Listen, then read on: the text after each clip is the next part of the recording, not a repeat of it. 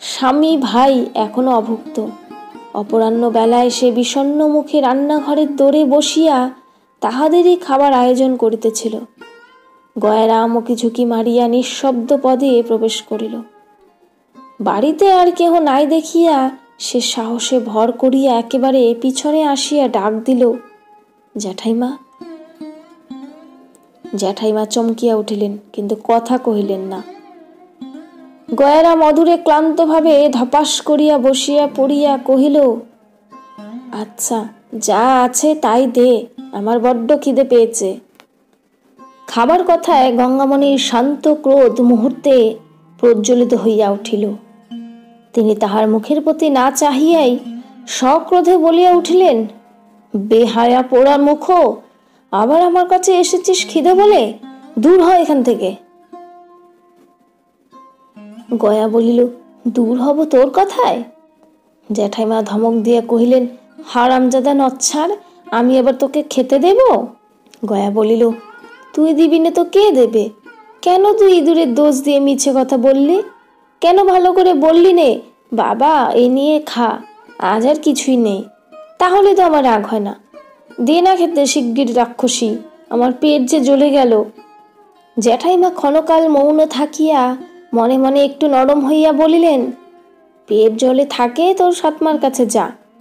বিমাতার নামে গয়া চক্ষের পলকে আগুন হইয়া উঠিল। বলিল, সে আবাগের নাকি আমি আর মুখ দেখব? শুধু ঘরে আমার ছিপটা আনতে গেছি বলে দূর দূর, এইবার জেলের ভাত খেয়ে যা। আমি বললুম, তোদের আমি ভাত খেতে আসিনি, আমি জ্যাঠাইমার কাছে যাচ্ছি। ওরা মুখে কম শয়তান? ওই গিয়ে লাগিয়েছে বলেই তো বাবা তোর হাত থেকে বাঁশপাতা কেড়ে নিয়েছে। বলিয়া সে সজোরে মাটিতে একটা পা তুলিয়া কহিল, তুই রাক্ষসী, নিজে পাতা আনতে গিয়ে অপমান হলি? কেন আমায় বললি নে? ওই বাঁশঝাড় সমস্ত আমি যদি আগুন না দিয়ে পোড়াই তো আমার নাম গয়া নয়, তা দেখিস। আবার গিয়ে আমাকে বললে কি জানিস জ্যাঠাইমা? বলে তোর জ্যাঠাইমা থানায় খবর পাঠিয়েছে, দারোগা এসে বেঁধে নিয়ে তোকে জেলে দেবে। শুনলি কথা হাদাবাগির? গঙ্গামণি কহিলেন, তোর জ্যাঠামশাইকে পাঁচুকে সঙ্গে নিয়ে গেছে তো থানায়, তুই আমার গায়ে হাত তুলিস? এত বড় আস্পর্ধা! পাঁচু আমাকে গয়া একেবারে দেখিতে পারিত না। সে আবার যোগ দিয়াছে শুনিয়া জ্বলিয়া উঠিয়া বলিল, কেন তুই আগের সময় আমাকে আটকাতে গেলি? গঙ্গামণি বলিলেন, তাই আমাকে মারবি? এখন যা, ফাটকে বাধা থাকবে, যা। গয়া বৃদ্ধাঙ্গুষ্ঠ দেখাইয়া বলিলেন, তুই আমাকে ফাটকে দিবি? দে না, গিয়ে একবার মজা দেখ না, আপনি কেঁদে কেঁদে মরে যাবি, আমার কি হবে? গঙ্গামণি কহিলেন, আমার বয়ে গেছে কাঁদতে, যা আমার সম্মুখ থেকে, যা বলছি, 70 বালাই কোথাকার। গয়া চাচাইয়া কহিল, তুই আগে খেতে দে না, তবে তো যাব। কখন 7 সকালে 2টি মুড়ি খেয়েছি বলতো, খিদে পায় না আমার? গঙ্গামণি কি একটা বলিতে যাইতেছিলেন, এমন সময় শিবু পাঁচুকে লইয়া থানা হইতে ফিরিয়া আসিল এবং গয়ার প্রতি চোখ পড়িবা মাত্রই বারুদের মতো জ্বলিয়া উঠিয়া চিৎকার করিল, হারামজাদা পাজি, আবার আমার বাড়ি ঢুকেছিস? বেরো, বেরো বলছি। পাঁচু, ধর তো শুয়োরকে। বিদ্যুৎ বেগে গয়ারাম দরজা দিয়ে দৌড় মারিল। চাচাইয়া বলিয়া গেল, পেঁচো শালার একটা ঠ্যাং না ভেঙে দিই তো আমার নাম গয়ারাম নয়। চক্ষের পলকে কাণ্ড ঘটিয়া গেল। গয়ামণি একটা কথা কহিবার অবকাশ পাইল না। ক্রুদ্ধ শিবু স্ত্রীকে বলিল, তোর আশকারা পেয়েই তো এমন হচ্ছে, আর যদি কখনো হারামজাদাকে বাড়ি ঢুকতে দিস তো তোর অতি বড় দিব্য রইল। পাঁচু বলিল, দিদি, তোমাদের কি আমারই সর্বনাশ? কখন রাতে ভিতে লুকিয়ে আমার ঠ্যাঙেই ও ঠ্যাং মারবে দেখছি। শিব কহিল, কাল সকালেই যদি না পুলিশ পেয়াদা দিয়ে ওর হাতে দড়ি পড়াই তো আমার, ইত্যাদি ইত্যাদি। গঙ্গামণি কাঠ হইয়া বসিয়া রহিল। একটা কথাও তাহার মুখ দিয়ে বাহির হইল না। ভীতু পাঁচকুড়ি সে রাত্রে আর বাড়ি গেল না, এইখানেই শুইয়া পড়িল। পরদিন বেলা 10টার সময় ক্রোশ 2 দূরের পথ হইতে দারোগা বাবু উপযুক্ত দক্ষিণাদি গ্রহণ করিয়া পালকি চড়িয়া কনস্টেবল ও চৌকিদারাদি সম্যবিবাহারে সরজমিনে তদন্ত করিতে উপস্থিত হইলেন। অনধিকার প্রবেশ, জিনিসপত্র তছুরপাত, চেলাকাঠের দ্বারা স্ত্রীলোকের অঙ্গে প্রহার ইত্যাদি বড় বড় ধারার অভিযোগ সমস্ত গ্রামময় একটা হুলস্থুল পড়িয়া গেল। প্রধান আসামি গয়ারাম, তাহাকে কৌশলে ধরিয়া আনিয়া হাজির করিতেই সে কনস্টেবল চৌকিদার প্রভৃতি দেখিয়া ভয়ে ভয়ে কাঁদিয়া ফেলিল। বলিল, আমাকে কেউ দেখতে পারে না বলে আমাকে ফাটকে দিতে চায়। দারোগা বুড়া মানুষ, তিনি আসামির বয়স এবং কান্না দেখিয়া দয়াদ্র চিত্তে জিজ্ঞাসা করিলেন, তোমাকে কেউ ভালোবাসে না গয়ারাম? গয়া কহিল, আমাকে শুধু আমার জ্যাঠাইমা ভালোবাসে, আর কেউ না। দারোগা প্রশ্ন করিল, তবে জ্যাঠাইমাকে মেরেছ কেন? গয়া বলিল, না, মারিনি। কবাটের আড়ালে গঙ্গামণি দাঁড়াইয়াছিলেন, সেই দিকে চাহিয়া কহিল, তোকে আমি কখন মেরেছি জ্যাঠাইমা? পাঁচু নিকটে বসিয়াছিল, সে একটু কটাক্ষে চাহিয়া কহিল, দিদি, হুজুর জিজ্ঞাসা করছেন, সত্যি কথা বলো। ও কাল দুপুরবেলা বাড়ি চড়াও হয়ে কাঠের বাড়ি তোমাকে মারেনি? ধর্মাবতারের কাছে যেন মিথ্যা কথা বলো না। গঙ্গামণি অস্ফুটে যাহা কহিলেন, পাঁচু তাহাই পরিস্ফুট করিয়া বলিল, হ্যাঁ হুজুর, আমার দিদি বলছেন ও মেরেছে। গয়া অগ্নিমূর্তি হইয়া চেঁচাইয়া উঠিল, দেখ পেছো, তোর আমি পা না ভাঙ্গিত।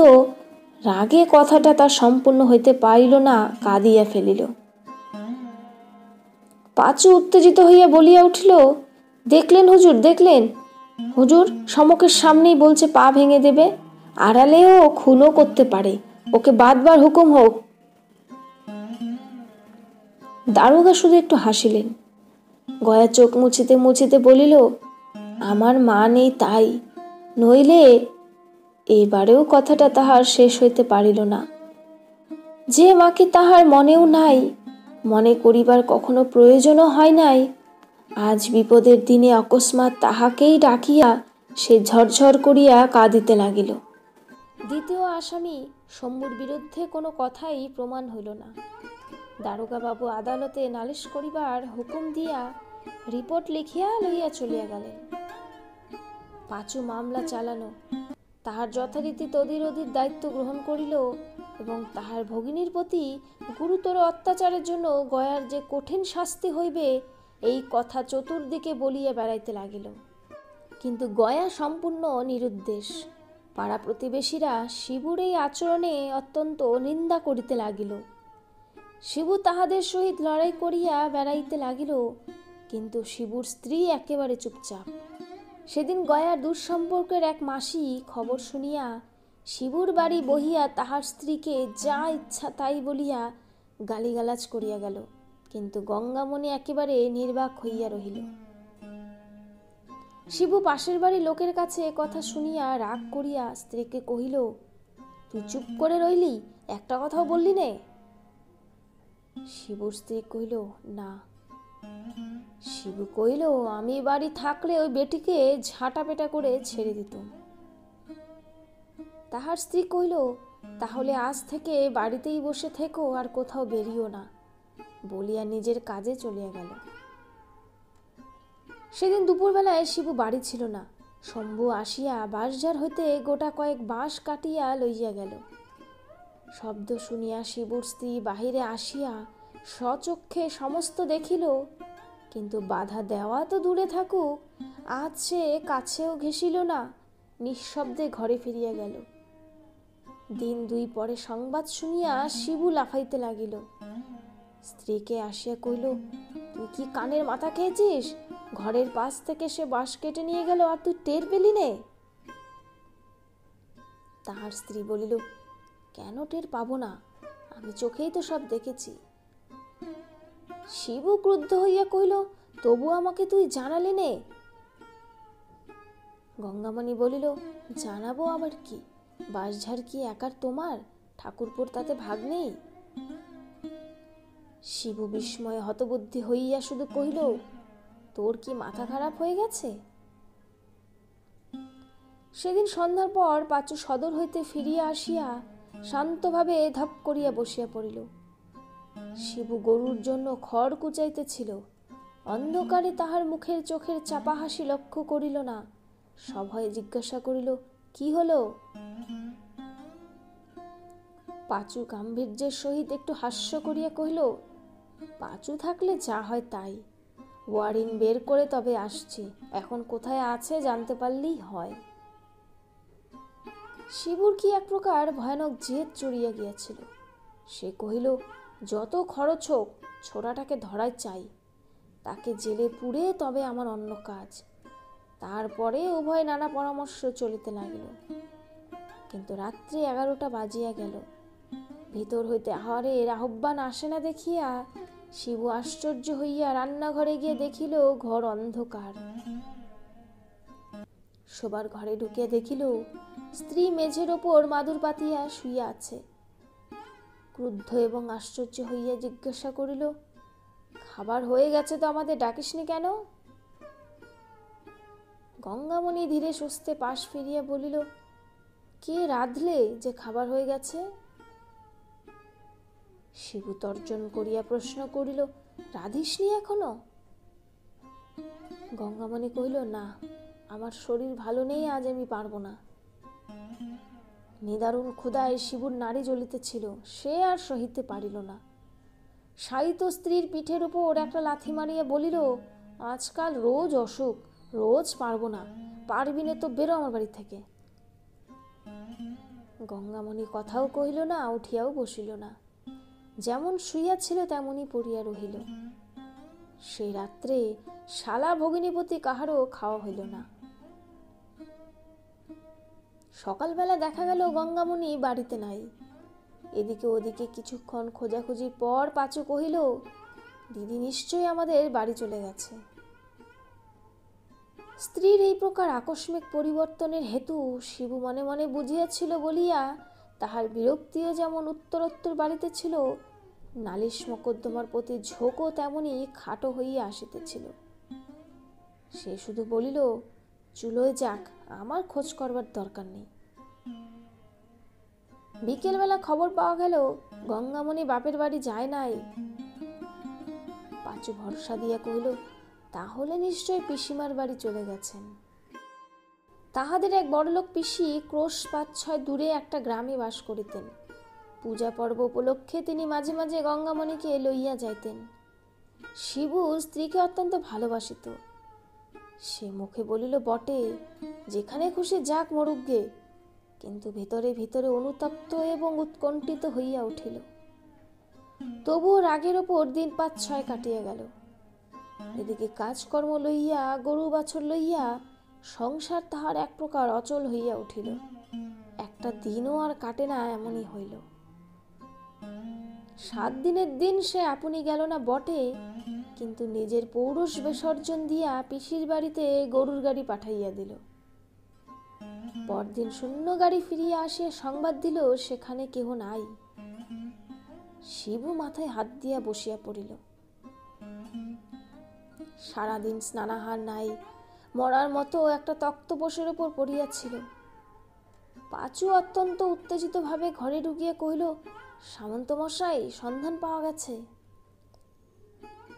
শিবু ধর্মর করিয়া উঠিয়া বসিয়া কহিল, কোথায়, কে খবর দিলে? অসুখ বিসুখ কিছু হয়নি তো? গাড়ি নিয়ে চলো না, এক্ষুনি দুজনে যাই। পাঁচু বলিল, দিদির কথা নয়, গয়ার সন্ধান পাওয়া গেছে। শিবু আবার শুইয়া পড়িল, কোনো কথা কহিল না। তখন পাঁচু বহু প্রকারে বুঝাইতে লাগিল যে এ সুযোগ কোনো মতে হাতছাড়া করা উচিত নয়। দিদি তো একদিন আসবেই, কিন্তু তখন আর এই বেটাকে বাগে পাওয়া যাবে না। শিবু উদাস কণ্ঠে কইল, এখন থাকবে পাঁচু, আগে সে ফিরে আসুক তারপরে। পাঁচু বাধা দিয়ে কইল, তারপরে কি আর হবে সামন্ত মশাই? বরঞ্চ দিদি ফিরে আসতে না আসতে কাজটা শেষ করা চাই। সে এসে পড়লে হয়তো আর হবেই না। শিবু রাজি হইল। কিন্তু আপনার খালি ঘরের দিকে চাহিয়া পরের ওপর প্রতিশোধ লইবার জোর আর সে কোনো মতেই নিজের মধ্যে খুঁজিয়া পাইতেছিল না। এখন পাঁচুর জোর ধার করিয়াই তাহার কাজ চলিতেছিল। পরদিন রাত্রি থাকিতেই তাহারা আদালতের পেয়াদা প্রভৃতি লইয়া বাহির হইয়া পড়িল। পথে পাঁচু জানাইল, বহু দুঃখে খবর পাওয়া গেছে শম্ভু তাহাকে পাঁচালার সরকারি পুলের কাজে নাম ভাড়াইয়া ভর্তি করিয়া দিয়াছে, সেইখানেই তাহাকে গ্রেপ্তার করিতে হইবে। শিবু বরাবর চুপ করিয়াই ছিল, তখনও চুপ করিয়া রহিল। তাহারা গ্রামে যখন প্রবেশ করিল তখন বেলা দ্বিপ্রহর। গ্রামের এক প্রান্তে প্রকাণ্ড মাঠ, লোকজন, লোহা লক্কর, কলকারখানায় পরিপূর্ণ। সর্বত্রই ছোট ছোট ঘর বাঁধিয়া জনমজুরেরা বাস করিতেছে। অনেক জিজ্ঞাসাবাদের পর একজন কহিল, যে ছেলেটি সাহেবের বাংলা লেখাপড়ার কাজ করছে সে তো? তার ঘর ওই যে বলিয়া একখানা ক্ষুদ্র কুটির দেখাইয়া দিলে তাহারা গুড়ি মারিয়া পা টিপিয়া অনেক কষ্টে তাহার পাশে আসিয়া দাঁড়াইল। ভিতরে গয়ারামের গলা শুনিতে পাওয়া গেল। পাঁচু পুলকে উচ্ছ্বসিত হইয়া পেয়াদা এবং শিবুকে লইয়া বীর দর্পে অকস্মাৎ কুটিরের উন্মুক্ত দ্বার রোধ করিয়া দাঁড়াইবা মাত্রই তাহার সমস্ত মুখ বিস্ময়ে, ক্ষোভে, নিরাশায় কালো হইয়া গেল। তাহার দিদি ভাত বাড়িয়া দিয়া একটা হাত পাখা লইয়া বাতাস করিতেছে এবং গয়ারাম ভোজনে বসিয়াছে। শিবুকে দেখিতে পাইয়া গঙ্গামণি মাথায় আঁচলটা তুলিয়া দিয়া শুধু কহিল, তোমরা একটু জিরিয়ে নিয়ে নদী থেকে নিয়ে এসো গে, আমি ততক্ষণ আরেক হাঁড়ি ভাত চড়িয়ে দিই।